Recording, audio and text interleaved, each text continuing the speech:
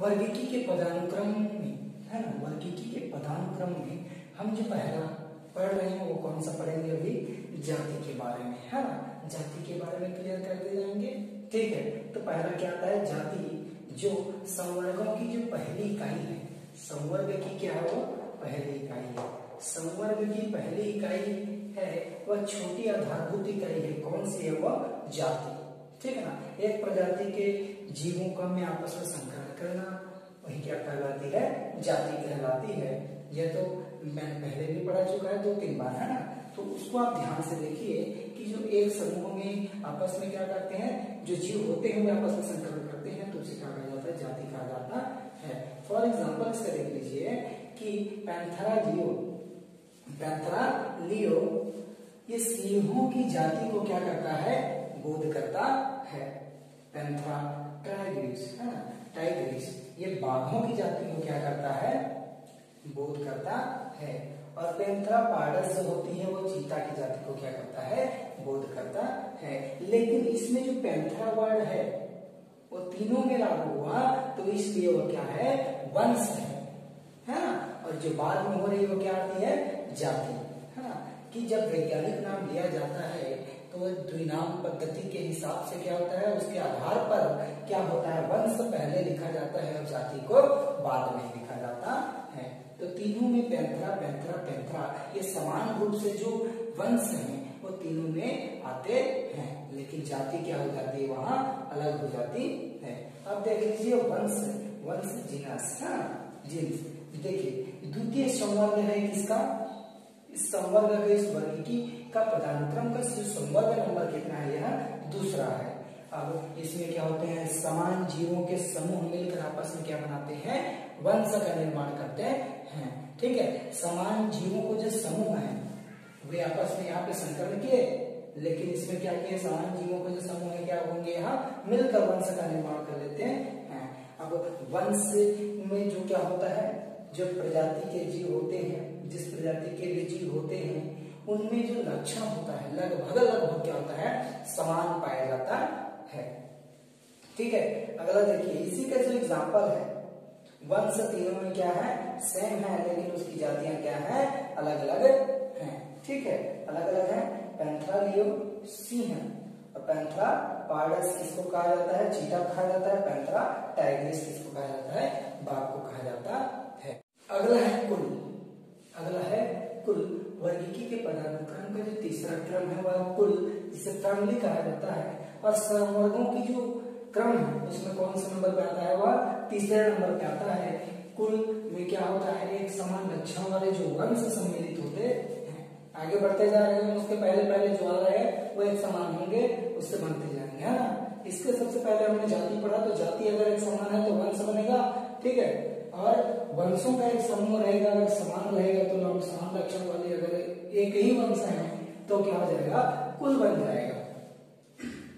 तो इसके एग्जाम्पल है इस तरीके से कि सिंह, चीता, बाघ और बिल्ली को क्या हुआ, दोनों के सभी के लक्षण क्या थे, आपस में समान होने के कारण उसे क्या रूप में रखा गया, एक समूह में, ग्रुप में रखा गया। अगला था कुत्ते व लोमड़ी। कुत्ते व लोमड़ी आपस में शिकार करने वाले ये भी हैं, लेकिन इनकी कुछ लक्षण आपस में क्या होते थे, मैच करते थे। मैच करने के कारण इन्हें भी क्या रखा गया, एक अलग समूह में रखा गया। अब देखिए, दाल देने वाली, दाल पैदा होने वाले, है ना, ऐसे पौधे जिसमें दाल पैदा होती है उसे पेपिलियोनेसी कुल में रखा गया। ठीक है, पेपिलियोनेसी कुल में रखा गया। और जो धान्य देने वाली जो पौधे, धान देने वाले जो पौधे हैं उसे ग्रामीणी कुल में रखा गया है। ठीक है, कुल कैसे बनता है कि वर्गों के, है ना, वंशों की जो समान लक्षण है, वंशों की जो समान लक्षण आपस में सम्मिलित हो जाने पर क्या बनते हैं, कुल बनते हैं। ठीक है, अगला देख लीजिए, चौथा नंबर क्या है, गण। गण को क्या कहा जाता है, ऑर्डर। ठीक है, तो देखिए गण अब क्या बनेगा कि एक समान क्या होंगे, कुल होंगे। एक समान कुल मिलकर क्या बनाएंगे, गण का निर्माण करते हैं। जैसे कि ये जो कुल है, कैनेडी कुल है, कैनेडी कुल और फेनिडी कुल, कैनेडी कुल और फेनिडी कुल, इन दोनों के जो लक्षण थे, इन दोनों के लक्षण वे क्या थे, आपस में समान होने के कारण इन दोनों को एक साथ है ना, किसमें रख दिया गया, कौन से गण में, कार्निवोरा गण में क्या कर दिया गया, इसको रख दिया गया। कारण क्या था कि जो कैनिडी और फेलिडी है ना, फेलिडी, इन दोनों के जो लक्षण थे मुख्य रूप से लगभग समान है, इसलिए इसे कार्निवोरा गण में रखा गया। क्यों रखा गया, क्योंकि इसके जो कुल हैं, कुल में समान लक्षण होना चाहिए, तभी वो क्या होता है, गण कहलाता है। अगला है 5वां नंबर, वर्ग। वर्ग को हम क्या कहते हैं, क्लास। तो देख लीजिए, इसके पहले हमने क्या पढ़ा, गण पढ़े, है ना। तो समान लक्षण वाले जो गण होंगे वो आपस में मिलेंगे तो क्या बनेगा, वर्ग बनेगा। ठीक है, समान लक्षण वाले जो भी गण होंगे आपस में सम्मिलित होकर, संगठित होकर क्या बनाएंगे, वर्ग बनाएंगे, क्लास बनाएंगे। तो फॉर एग्जाम्पल जो इसका है वे क्या होंगे, गण प्राइमेटस। पहला एग्जाम्पल क्या है, गण प्राइमेटस। इसके अंतर्गत मनुष्य आते हैं, बंदर आते हैं। इनके जो लक्षण होंगे, इनके जो गणों का लक्षण होगा वो क्या होगा, समान होगा। दूसरा गण कार्निवोरा। गण कार्निवोरा जिसमें क्या आते हैं, सिंह, चीता, बाघ, कुत्ते, बिल्ली, इनकी जो गण होंगे उनके अगर लक्षण समान है ना, तो इसमें आते हैं। ठीक है, कहने का मतलब वर्ग किसे कहते हैं, समान लक्षण वाले जितने भी गण हैं आपस में संगठित हो जाने पर क्या बनता है, वर्ग बनता है। अगला देख लीजिए क्या है, संघ, जिसे क्या कहते हैं, फिलम। तो समान लक्षण वाले वर्ग आपस में मिलकर क्या बनाते हैं, संघ बनाते हैं। समान लक्षण वाले जो वर्ग हैं, क्लास हैं, आपस में सम्मिलित होकर क्या बनाते हैं, संघ बनाते हैं। ठीक है, जिसमें देख लीजिए फॉर एग्जांपल मैंने लिखा हुआ है संघ कॉर्डेटा। संघ कॉर्डेटा के अंतर्गत कौन कौन से क्या आते हैं, वर्ग आते हैं, एम्फीबिया, एम्फीबिया, रेप्टिलिया और मेमेलिया। ठीक है, ये जो वर्ग हैं एम्फीबिया, रेप्टिलिया, मेमेलिया, ये क्या होते हैं, समान लक्षण वाले होते हैं, इसलिए इसमें आते हैं, संघ में आते हैं। ठीक है, संघ कॉर्डेटा के अंतर्गत आते हैं। अब देखिए लास्ट अंतिम है हमारा कि जगत। वर्गीकरण की है जो अंतिम है वो क्या है, जगत, जिसे क्या कहते हैं, किंगडम कहा जाता है। तो ये सबसे बड़ी है, सबसे सर्वोच्च संवर्गों में से सबसे बड़ी है, सबसे छोटी क्या है, जाति। ठीक है ना, तो इसमें क्या होगा, इस तरीके से इसकी परिभाषा बनेगा कि समान लक्षण वाले क्या संघ जब आपस में संगठित होते हैं, मिलते हैं, तो क्या बनता है, जगत बनता है। यह प्रभाव है, संघ या प्रभाव कहा जाता है। तो इसका जो एग्जाम्पल है, मनुष्यों को कौन से जगत में रखा गया है, तो एनिमेलिया जगत में रखा गया है मनुष्यों को। अब देख लीजिए गुलाब को प्लांटी जगत में रखा गया है। ठीक है, अगला है जीवधारियों का नामकरण, है ना, जीवधारियों का नामकरण। अगला जो पॉइंट है हमारा क्या है, जीवधारियों का नामकरण। तो जीवधारियों का नामकरण किस तरीके से किया जाता है, देखिए कि जीवधारियों को अलग अलग जगहों में, अलग अलग प्रांतों में, अलग अलग देशों में अलग अलग नामों से क्या किया जाता है, जाना जाता है। ठीक है, अलग अलग जो बोली भाषा होती है उनके तरीके से क्या किया जाता है, उसका नामकरण कर दिया जाता है। जैसे भारत में गौरैया कहा जाता है ना, गौरैया को भारत में गौरैया ही कहा जाता है, उस चिड़िया को। आंध्र प्रदेश में उसको पिचुक्का कहा जाता है, पिचुक्का। और इंग्लैंड में क्या कहा जाता है, हाउस स्पैरो के नाम से जाना जाता है। ठीक है, ये स्थानीय नाम कहलाते हैं। अगर अलग अलग स्थानों में, जगहों में एक ही पक्षी का अगर नाम या तो एक ही जीवधारी का नाम अलग अलग तरीके से रखा जाए तो उसे स्थानीय नाम कहा जाता है। अब देखिए उसके जो लाभ है ना, नामकरण के जो लाभ है, नामकरण करना क्यों चाहिए, तो ये नामकरण करना इसलिए चाहिए क्योंकि उसका जो देखिए, ये भारत में गौरैया या आंध्र प्रदेश में पिचुक्का और इंग्लैंड में क्या हाउस स्पैरो, तो ये सब अटपटा है ना। इसको क्या किया जाएगा, एक ही नाम से अगर रखा जाए तो सबको क्या होगी, पढ़ने में आसानी होगी, जानने में भी आसानी होगी। अब देखिए लाभ इसके क्या है, पहचानने के में, पहचान कर उसको अध्ययन करने में क्या होती है, आसानी होती है। पहचानने में भी आसानी होगी, उसका अध्ययन करने में भी आसानी होगा। दूसरा, सभी जगह एक ही नाम से जाने में भी क्या होगा, उनको आसानी होगा। अगर आप किसी से पूछते हैं तो उनको भी यह नाम मालूम होगा, तो क्या हो सकते हैं, आसानी हो सकती है। अब देखिए नामकरण की दो पद्धतियां होती हैं, किस तरीके से नामकरण किया जाता है। तो दो पद्धतियां यहाँ बताई गई है, द्विनाम पद्धति और त्रिनाम पद्धति। चलिए इसके बारे में हम पढ़ते हैं। देखिए नामकरण की जो पद्धतियां थी, उन नामकरण की पद्धतियों में फर्स्ट हमारा क्या था, द्विनाम पद्धति, जिसके बारे में हम पढ़ेंगे। ठीक है, तो द्विनाम पद्धति को जिन्होंने बनाया वो उनके वैज्ञानिक नाम क्या था, कैरोलस लिनियस है। उस वैज्ञानिक का नाम क्या था, कैरोलस लिनियस। और उन्होंने एक बुक पर चर्चा की थी द्विनाम पद्धति की, जो बुक का नाम क्या है, स्पीसीज प्लांटेरम है ना। स्पीसीज प्लांटेरम के बुक पर उन्होंने क्या किया, द्विनाम पद्धति का वर्णन किया है। तो इसमें कुछ नियम होते हैं जो द्विनाम पद्धति पर लागू होते हैं। तो पहला नियम क्या है कि प्रत्येक जीव के कितने नाम होंगे, 2 नाम होंगे, है ना। 2 नाम होंगे, प्रत्येक जीव के वैज्ञानिक जो नाम बनेगा वो कितने नामों से बनेगा, 2 नाम से बनेगा। पहला नियम यही कहता है। दूसरा, जो 2 नाम होंगे उसमें से पहला जो नाम होगा वो वंश को दर्शाएगा और दूसरा नाम किसको दर्शाएगा, जाति को दर्शाएगा। ठीक है, पहला नाम किसको दर्शाएगा, वंश को दर्शाएगा और दूसरा नाम किसको, जाति को। तीसरा पॉइंट इसका कहता है कि वंश का जो पहला लेटर होगा, वंश का पहला लेटर होगा वो क्या होगा, कैपिटल में होगा, और जाति का जो लेटर होगा वो स्मॉल में होगा।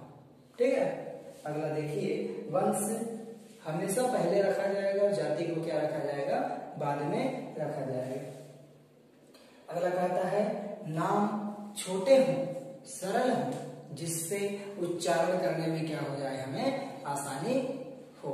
ठीक है, ये इसके नियम हैं। जैसे फॉर एग्जांपल आलू, आलू का जो वैज्ञानिक नाम है क्या है, सोलेनम ट्यूबरोसम है ना, सोलेनम ट्यूबरोसम। ठीक है, ये आलू का नाम है। इसके बाद हम पढ़ेंगे क्या, त्रिनाम पद्धति। ठीक है, ये जो पद्धतियां होती हैं ये अवैध होती है और द्विनाम पद्धति ही लागू किया जाता है। ठीक है, ये पद्धति अवैध होती है जिसमें कम ही कम, है ना, बहुत कम, थोड़ा सा कि किन्हीं जीवों में क्या होता है, इसका यूज होता है, लागू किया जाता है, जिसमें 3 नाम होंगे, है ना। ये अवैध पद्धति है, अवैध पद्धति माना जाता है। और जैसे इसमें एग्जांपल है कुछ, भारतीय कौवा, कार्बस स्प्लेंडस स्प्लेंडस, है ना, और वर्मी कौवा क्या कहा जाता है, कार्बस स्प्लेंडस इंसोलेंस कहा जाता है। ये हमारे त्रिनाम पद्धति है, लेकिन यह पद्धति लागू नहीं होती वर्गीकरण में। ये सब पद्धतियां क्या होती हैं, लागू नहीं होती, द्विनाम पद्धति को ही लागू किया जाता है। अब इसके बाद हम पढ़ने वाले हैं प्रमुख वानस्पतिक उद्यान। तो मैं पहले बता दूं कि वानस्पतिक उद्यान क्या है ना। वानस्पतिक उद्यान एक ऐसा उद्यान है जिसमें पेड़ पौधों की अलग अलग प्रजातियों को एकत्र करके रखा जाता है, जो आने वाले भविष्य में उन प्रजातियों की सुरक्षा करती है। ठीक है, अलग अलग प्रजातियों को समेट कर रखा जाता है ताकि अगर हम हार्बेरियम तैयार करते हैं उस समय हमको अगर वो आवश्यकता होती है तो उस समय की उपलब्धता उसे स्टोर रूम संग्रहालय में क्या किया जाता है, रखा जाता है। तो मैं आज प्रमुख वानस्पतिक उद्यान को आपको बता दूं कि वानस्पतिक प्रमुख उद्यान क्या है। तो रॉयल बॉटनिकल गार्डन जो कहाँ पे है, इंग्लैंड में स्थित है। ठीक है, रॉयल बॉटनिकल गार्डन जो कहाँ पर स्थित है, इंग्लैंड में स्थित है और यह विश्व का सबसे बड़ा उद्यान है। ठीक है, यह विश्व का सबसे बड़ा उद्यान है और ये कितने एकड़ पर है, 200 एकड़ पर है। ठीक है, 200 एकड़ पर क्षेत्रफल में फैला हुआ है, उतनी क्षेत्रफल इसमें है। ठीक है, उतनी क्षेत्रफल पर यह क्या हुआ, फैला हुआ है। जो इसके निर्देशक थे, जिन्होंने इस गार्डन को बनवाया, निर्देशक है ना, निर्देश किया जेडी हुकर थे। ठीक है ना, जो निर्देशक थे उनका नाम क्या है, जेडी हुकर, जेडी हुकर। देखिए इस गार्डन में मुख्य रूप से क्या ऐसी चीजें हैं तुमको जान लेते हैं। यहाँ पाम हाउस है। ठीक है, इस गार्डन में पाम हाउस है और यहाँ हार्बेरियम एक बहुत बड़ा हार्बेरियम है ना, पाम हाउस है, हार्बेरियम भी पर है। दूसरा अल्पाइन हाउस, गुलाब उद्यान और बांस उद्यान भी मौजूद है। ठीक है, तीसरा हार्बेरियम में पौधों की प्रतिरूप। ठीक है, पौधों के प्रतिरूप की जो प्रतिरूप है कितने हैं, 50 लाख, है ना, 50 लाख प्रतिरूप पाए जाते हैं। पौधों की जो प्रतिरूप जाती है उनको कितने पाए जाते हैं, 50 लाख तक की पाई जाती है। अगला है कि जो पादप पौधों की जो प्रजातियां हैं वो जो प्रजाति है वो कितनी होती है? 13,000, है ना। पौधों की जो प्रजाति है वो कितनी होती है? 13,000, ठीक है। और सेकेंड नंबर में आता है इंडियन बॉटनी, है ना, बॉटनिकल मिस्टेक हो गया है, botanical garden, Indian botanical garden. तो ये कहाँ पर है? कोलकाता में, ठीक है। और कितने एकड़ पर, कितनी क्षेत्रफल पर फैली हुई है? 273 एकड़ की क्षेत्रफल पर क्या हुआ है? यह फैली हुई है, ठीक है। तो इसमें क्या है मुख्य बात है कि इसमें 12,000 प्रजातियां पाई जाती है। क्या की पादप प्रजाति, जितने पौधों की जो प्रजातियां हैं वो कितनी पाई जाती है? 12,000 तक की जो प्रजाति है उतनी पाई जाती है। और दूसरा है लोटस गार्डन पुल पाया जाता है यहाँ, और लोटस गार्डन पुल बना हुआ है, पुष्प का उद्यान है यहाँ पर, ठीक है, पुष्प का मुख्य रूप से उद्यान है। और इसकी जो मुख्य विशेषता क्या है कि बरगद का एक वृक्ष है जो बहुत विशाल है और वह कितने वर्षों पुराना है? 200 वर्ष पुराना है, ठीक है। ये है हमारा royal botanical garden, Indian botanical garden, ठीक है। अगला जो है वह है नेशनल बॉटनिकल गार्डन, जो कहाँ है? लखनऊ में, ठीक है। नेशनल बॉटनिकल गार्डन जो कहाँ पर है? लखनऊ में है। और इसी नेशनल बॉटनिकल गार्डन को दूसरे नाम से जाना जाता है, जिसका नाम है, दूसरा नाम सिकंदर बाग, इन दूसरे नाम से जाना जाता है, ठीक है। और यह जो सिकंदर बाग है, नेशनल बॉटनिकल गार्डन है, वह गोमती नदी के किनारे पर बसा हुआ है। जो 75 एकड़ की जो क्षेत्रफल है उसके दायरे पर क्या हुआ? ये फैला हुआ है, ठीक है। और इसके मुख्य जो लक्षण है और उसमें क्या क्या पाया जाता है उसमें बताता हूँ। पहला तो इसमें फार्म हाउस है और कैक्टस हाउस है ना। मुख्य रूप से फार्म हाउस, फार्म हाउस और कैक्टस हाउस यहाँ पर मौजूद है। और पौधों का जो विशाल यहाँ पर क्या है? संग्रह है। कई ऐसे बड़े प्रजातियों को क्या किया गया है? रखा गया है, ठीक है ना। शोभा वाले जो भी पौधे हैं, शोभाकार पौधों का क्या किया गया? संग्रह किया गया है। 85,000 से यहाँ क्या मौजूद है? हर्बेरियम मौजूद है। 85,000 हर्बेरियम मौजूद है। अगला है लॉयड बॉटनिकल गार्डन, जो कहाँ पर है? दार्जिलिंग पर है, ठीक है। अगला है क्या? लॉयड बॉटनिकल गार्डन दार्जिलिंग पर है। और दार्जिलिंग में है 40 एकड़ की जो क्षेत्रफल की दायरे पर क्या हुआ है? फैला हुआ है, यह उद्यान फैला हुआ है। इसमें मुख्य जो चीजें पाई जाती है वो क्या है? 30,000 पादप जातियों की हर्बेरियम पाई जाती है, ठीक है। पादप जातियों की हर्बेरियम पाई जाती है। और दूसरा है अल्पाइन और कोनिफर पौधों का क्या यहाँ संग्रह किया गया है।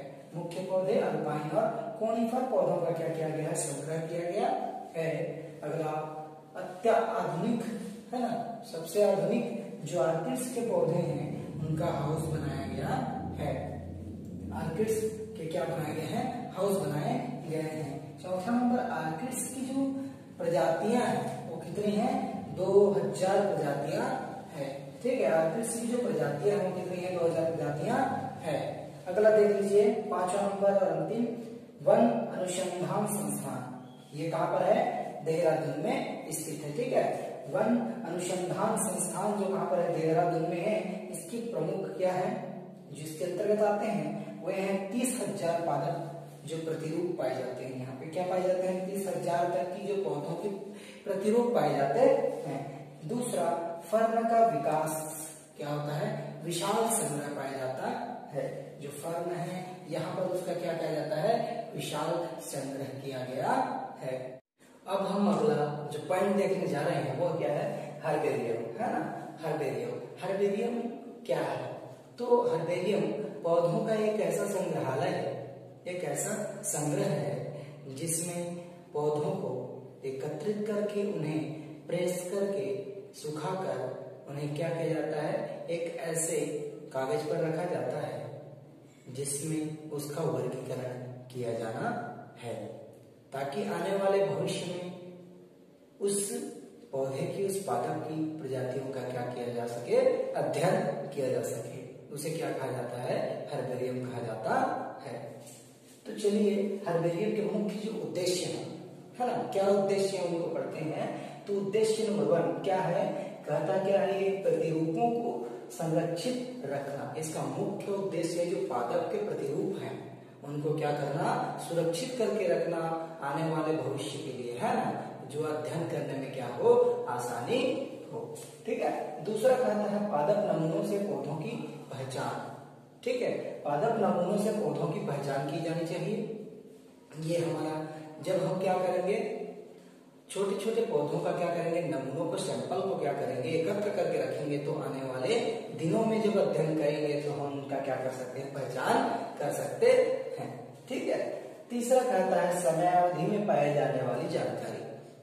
समय अवधि में पाए जाने वाली जानकारी, जब हम पादपों के प्रतिरूपों को एकत्रित करके रखेंगे तो हमें यह निश्चित है कि आने वाले समय में, आने वाले दिनों में जब अध्ययन करेंगे तो उस पादप के बारे में हमें जानकारी पूर्ण रूप से मिलेगी, कारण हर्बेरियम के कारण। ठीक है, ये जो संग्रह करने का जो काम है वही हर्बेरियम कहलाता है। जिन जिन सिस्टमों से किया जाता है उसको देख लेते हैं, है ना, क्या सिस्टम होता है, क्या प्रक्रिया होती है कि हर्बेरियम तैयार करने की। ठीक है ना। तो पहले क्या कहा जा रहा है कि पादप प्रतिरूपों को संग्रहण करना। भाई जब संग्रहण किया जाएगा, जब हर्बेरियम तैयार करना ही है तो पहले क्या करना पड़ेगा, पादप प्रतिरूपों को क्या करना पड़ेगा, पौधों की जो प्रतिरूप है उनको क्या करना पड़ेगा, एकत्रित करना पड़ेगा। ठीक है। ध्यान में ये रहे कि उसकी जड़ों के साथ साथ, हाँ, उसकी जड़ों के साथ साथ पत्ती, तना और पुष्प होने चाहिए।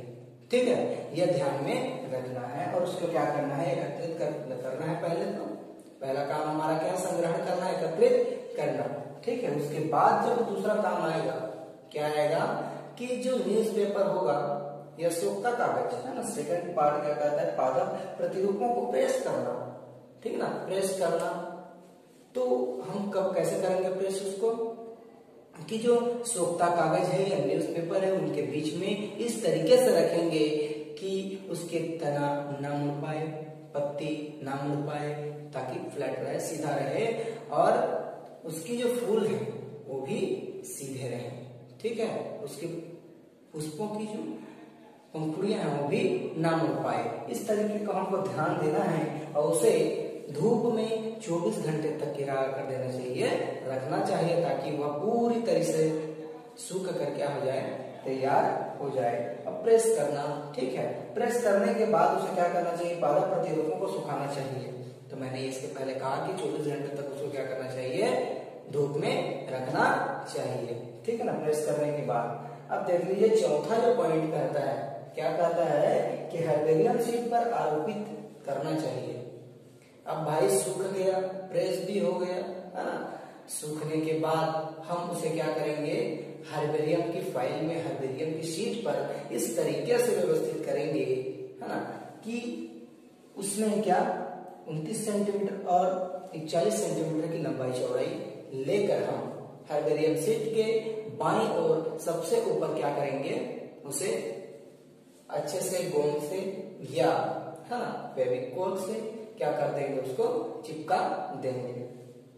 ये हमारा दूसरा कार्य हो गया। अब अगला देख लेते हैं कि प्रतिरूपों का नामकरण करना। चिपका लिए, चिपकाने के बाद उसका नामकरण भी आवश्यक है।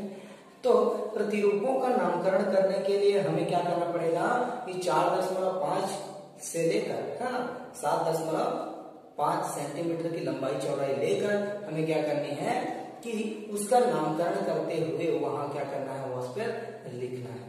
ठीक ना, उस पर रखना है। मुख्य कहा गया है क्या कि संग्रहण का नाम, फर्स्ट हमारा क्या होगा, संग्रहण का नाम, दूसरा का पौधों का स्थानीय नाम, और तीसरा क्या कहता है, पौधे का वानस्पतिक नाम। ठीक है।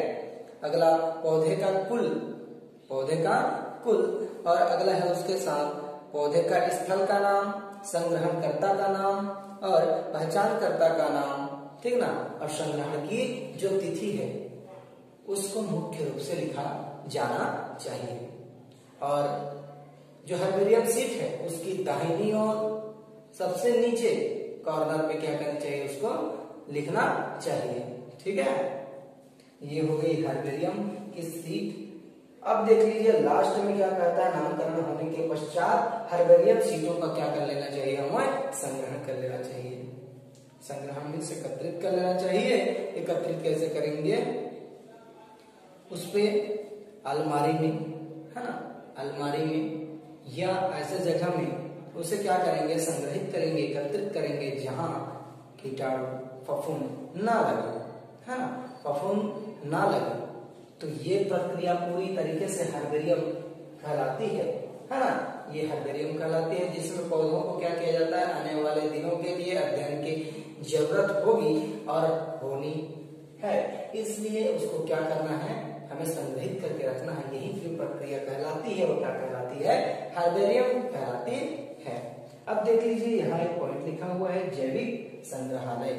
जैविक संग्रहालय, तो जैविक संग्रहालय का मतलब क्या है, जीवों को क्या करना, चाहे वह पौधा हो या जीव जंतु हो, है ना, वो अगर शुष्क रूप में है या विलयन रूप में रखो, लेकिन उन सभी का क्या करना, एकत्रीकरण करना, अध्ययन के लिए एकत्रीकरण करना, संग्रहालय, है ना, संग्रहण करना जैविक संग्रहालय कहलाता है। जीव या पौधों का शुष्क रूप में या विलयन रूप में एकत्रीकरण करना, अध्ययन के लिए एकत्रीकरण करना या संग्रह करना पूर्ण रूप से जैविक संग्रहालय कहलाता है। आज के लिए बस इतना ही, ये क्लास इतने में समाप्त हो रही है और आने वाले दिनों में हम इसका चैप्टर 2 स्टार्ट करेंगे। आज के लिए धन्यवाद।